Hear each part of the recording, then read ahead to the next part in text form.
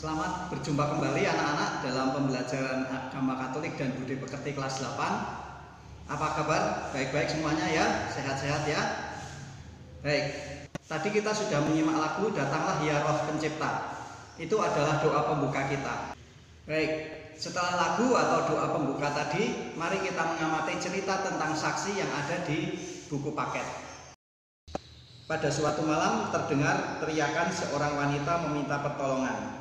Tetangga segera menyalakan lampu depan rumah mereka, dan dari jendela rumah bertingkat itu mereka melihat seorang wanita sedang ditikam berulang kali oleh seorang pria. Terkejut karena lampu, pria itu melarikan diri. Setelah tenang kembali, lampu-lampu tetangga dimatikan. Tetapi tidak lama kemudian rintihan meminta tolong kedengaran lagi. Lampu-lampu kemudian menyala lagi, dan terlihat seorang pria itu berulang kali menikam wanita itu sampai mati lalu ditinggalkan. Keesokan harinya, polisi datang memeriksa peristiwa pembunuhan itu. Ternyata ada 39 orang yang menyaksikan drama pembunuhan itu. Semua memiliki telepon di kamarnya. Tapi tidak ada satupun dari mereka yang memberi pertolongan atau mengangkat telepon itu untuk menelpon polisi supaya datang menolong wanita itu. Mengapa? Mereka semua takut menjadi saksi atas peristiwa itu.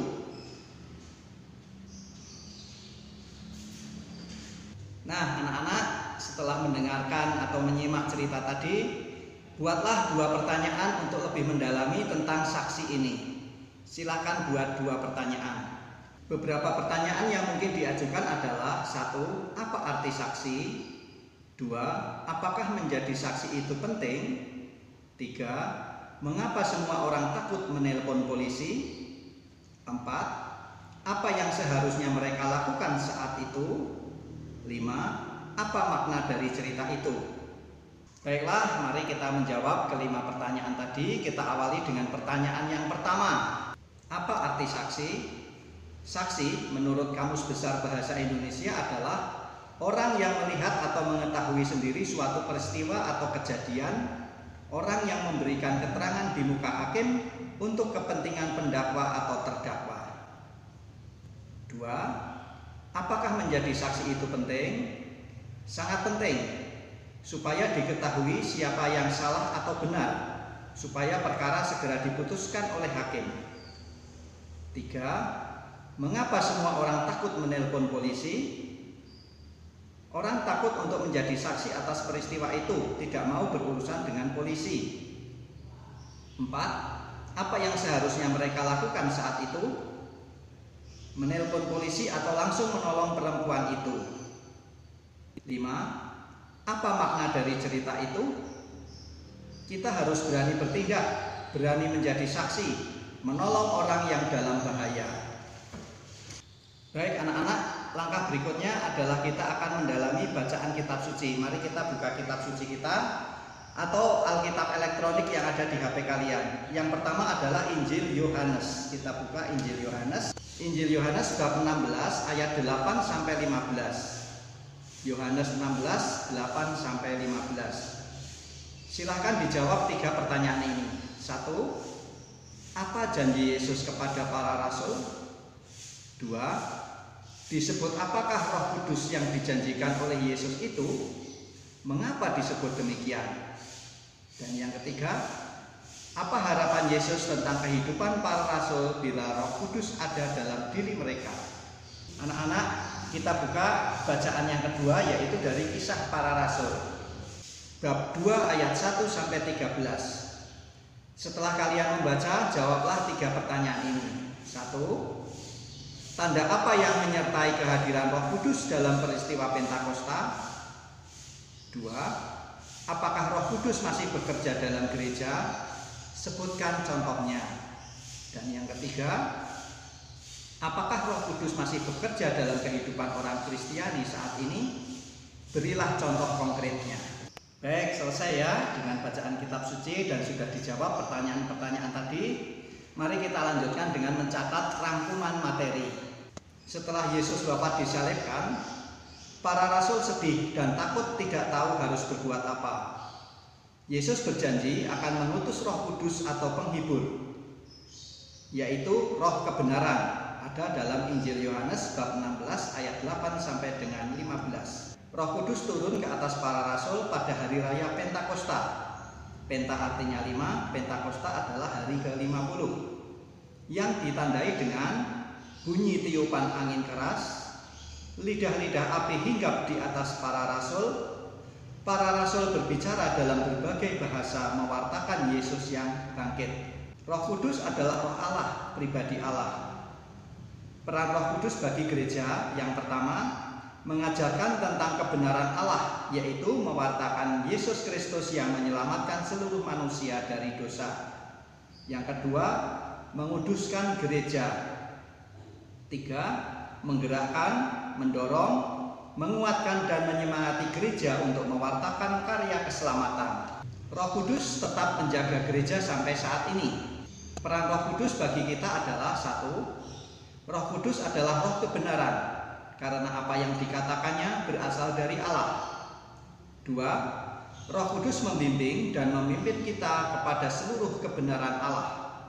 Dan yang ketiga, dengan mengikuti bimbingan Roh Kudus, kita akan menerima keselamatan.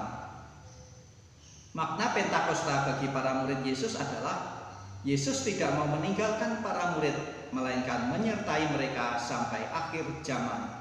Banyak tidak catatannya? Sedikit ya. Mari, kalau sudah, kita akan merefleksikan apa yang telah kita dapatkan, apa yang kita gumuli pada pertemuan kita hari ini.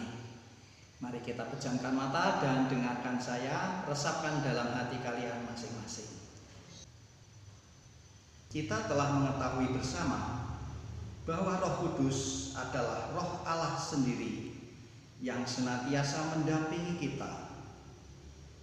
Sadarkah kalian bahwa dalam kehidupan kalian senantiasa dibimbing oleh Roh Kudus? Pekakah kalian akan bimbingan Roh Kudus? Percayakah kalian bahwa dalam setiap kesulitan yang kita hadapi, Roh Kudus selalu mendampingi?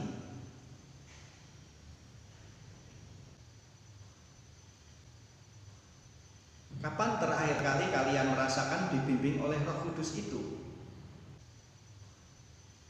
Silakan kalian buka mata kembali setelah kita merefleksikan apa yang kita dapat hari ini. Tibalah saatnya kita mencatat tugas. Silakan ambil buku tugas dan catat tugas berikut ini. Tugas 20, menjadi saksi. Kita pernah menjadi saksi atas suatu peristiwa, kejadian, pertengkaran, perselisihan, perkelahian, dan lain-lain. 1. Ketika diminta menjadi saksi, apa yang saya lakukan? Bersedia atau menolak? 2.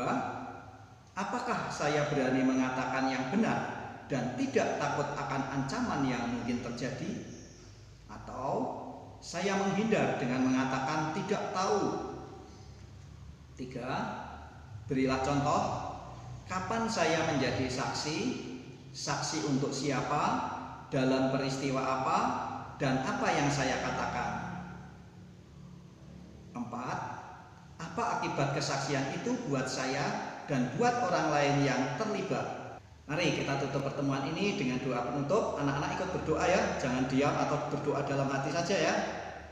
Mari kita berdoa, kita buat tanda salib. Dalam nama Bapa dan Putra dan Roh Kudus. Amin. Allah, Bapa kami yang maha baik, Kembali kami bersyukur kepadamu atas segala berkat dan rahmat-Mu hari ini. Kami telah mengetahui bahwa Roh Kudus berkarya dalam diri kami. Ajarlah kami, Tuhan, agar kami semakin mampu merasakan kehadiran Roh-Mu dalam hati kami, sehingga kami mampu untuk menjadi saksi-Mu. Apa yang terjadi selanjutnya kami serahkan ke dalam kasih karunia-Mu. Demi Kristus Tuhan dan Juru Selamat kami yang hidup. Amin. Dalam nama Bapa dan Putra dan Roh Kudus. Amin. Nah, anak-anak, sudah selesai pertemuan kita kali ini. Marilah kita kerjakan apa yang sudah menjadi tugas kita tadi, tugas nomor 20. Dan jangan lupa laporkan ke gurumu ya. Baik, sampai jumpa lagi pada pertemuan yang berikutnya.